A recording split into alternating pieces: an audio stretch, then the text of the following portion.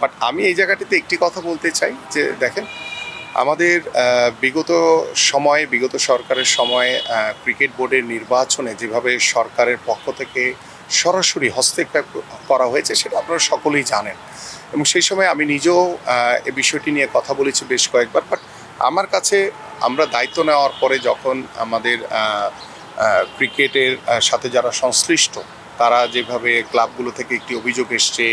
বিভিন্ন জেলা লেভেল থেকে অভিযোগ আসছে, সেই অভিযোগগুলোকে আমরা আমলে নিয়ে আমরা একটি তদন্ত কমিটি করেছি, এবং সেই তদন্ত কমিটির প্রতিবেদনের জন্য আমি অপেক্ষায় রয়েছি। সেই প্রতিবেদন আসলে সেটি যাচাই বাছাই করি এবং আমি আইসিসির সাথে কথা বলি, পরবর্তী সিদ্ধান্ত নিব। বাট এর আগে এই বিষয়টি নিয়ে আমার মনে হয় যে আর কোনো কথা না বলাই ভালো।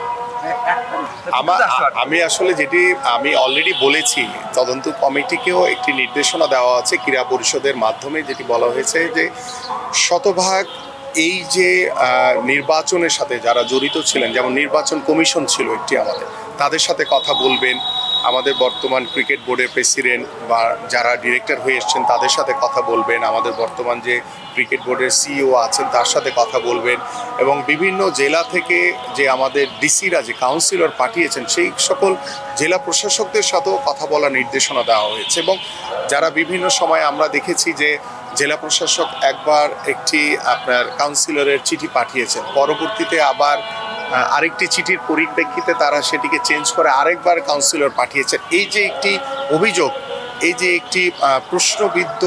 যে বিষয়টি আমাদের সকলেরই নজরে এসছে, তো আমার কাছে মনে হয়েছে যে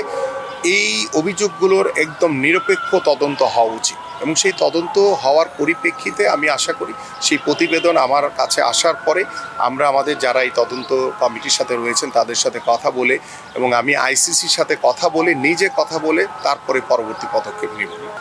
আমি ইতিমধ্যে এই বিষয়গুলো নিয়ে কথা বলেছি যে আমাদের বিশ্বকাপ ক্রিকেটে কেন আমরা খেলতে যেতে পারিনি বা কেন আমাদের ক্রীড়া কূটনীতির অভাব কোথায় ছিল, আমাদের এই বিষয়গুলো অবশ্যই খতিয়ে দেখা উচিত, এবং এটি নিয়ে আমি হয়তো বা ঈদের পরে আমি একটি তদন্ত কমিটি করে দিব, এবং সেই তদন্ত কমিটির পরিপ্রেক্ষিতে আমরা পরবর্তী ব্যবস্থা নিব। এবং আমাদের কাছে মনে হয় যে ক্রীড়া কূটনীতিটি আমরা আরও বেশি জোরদার করা উচিত, কারণ খেলাধুলা এমন একটি জায়গা, সেখানে দল মত নির্বিশেষে কিংবা সকল রাজনৈতিক চিন্তার উপরে গিয়ে কিন্তু আমরা একটি জাতিকে এক করে ফেলতে পারি। সো আমরা এমন ভুল ভবিষ্যতে যাতে না করি, যাতে আমাদের এই ক্রীড়া কূটনীতির মাধ্যমে যাতে আমরা একটি বন্ধুত্বপূর্ণ সম্পর্ক রেখে যাতে খেলাধুলার যেই পরিবেশ সেটিকে যাতে আমরা সুন্দরভাবে বজায় রাখতে পারি।